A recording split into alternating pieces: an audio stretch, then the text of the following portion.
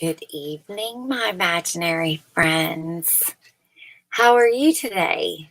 How are you tonight? Okay, our next chapter in the Founding Fathers. This is chapter 8. John Jay, the Peacemaker. That's his nickname. And he is December 12th, 1745 is his birthday, and he died on May 17th of 1829. John Jay. Oh, here, I've got just a little picture. Jay down there at the bottom. That's the best I could do. You don't hear much about him as you do some other founding fathers. He was an interesting guy, though, a peacemaker. Imagine that. He was the main guy who got America a peace treaty with Britain at the end of the American Revolution, the Treaty of Paris. Later on, he helped keep America out of another war with Britain through another peace treaty, the Jay Treaty. Oh, he named it after himself. But many Americans didn't like the Jay Treaty. They thought it was too easy on Britain, and they hated John Jay for this reason. Jay claimed he could find his way across America by the light of his burning effigies. Yikes! Well, he didn't like them much either. And what Jay disliked were mobs, big masses of poor people who took to the streets in anger. He did not share Thomas Jefferson's faith in, quote, the people. He thought most people weren't smart enough to govern themselves. Now, that doesn't sound very American, does it? But as an American, Jay had the right to his opinions.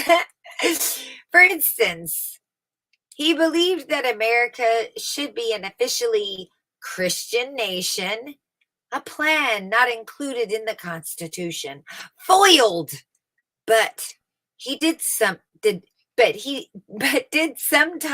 get his way. But he did sometimes get his way, it says.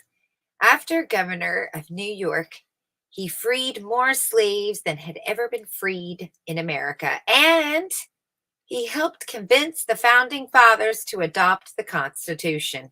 Years later, he had a college named after him in Manhattan. Famous quotes: "Taxes are the price of liberty. The peace and the safety of yourselves and posterity." So you must have, that's the price of liberty, the peace and the safety of yourselves and posterity. Taxes are. Those who own the country ought to govern it. Who's that mean? I don't own the country. Are we talking about who lives in the country or who owns the apartment building? Pure democracy, but like pure rum, easily produces intoxication and with 1,000 mad pranks and fooleries. Pure democracy is, you can get drunk on it, I think he's saying. How tall was he? 6 feet. What was his weight? Skinny. What was his political leaning? Moderate. Jobs held. Lawyer, 6th president to Continental Congress, U.S. ambassador to Spain, 2nd secretary of state of foreign affairs, 1st Supreme Court chief justice, 2nd governor of New York, 2nd president of the American Bible Society. Years served in the military, 0. Education, King's College. That's now known as Columbia University. Languages mastered, English, French, Latin, and Greek. His stance on France, not a fan, though he had French blood. He was from a French family. I wonder if they didn't like him either. Get out! And he hightailed it to somewhere else where nobody knew him. Fuck the French. Fuck my dad. I denounce my religion. I mean, my Frenchness. Sounds just like a kid, huh? Hobbies: fighting slavery and reading the Bible. Or if I was a kid and I was reading this and I didn't notice the commas, or the commas were placed in different places, it would say his hobbies were fighting, slavery, and reading the Bible. But you got to put the comma in the correct place. Don't put it between fighting and slavery, because that one makes it a list of things. So you can't do that. You got to keep it together. Fighting slavery. That's a topic there. Some third grade English. Wealth. He was wealthy. His political party, a Federalist. Countries he traveled to: France, Spain, and Britain. His main residence, Bedford, New York. Land owned, 750 acres. Cattle owned, a lot. Human slaves owned, 8. Positions on slavery, he was opposed. Religious faith, extremely devout Episcopalian. His achievements: founded New York. What is this? Manumission Society. That's anti-slavery. As New York governor, he ended slavery in New York.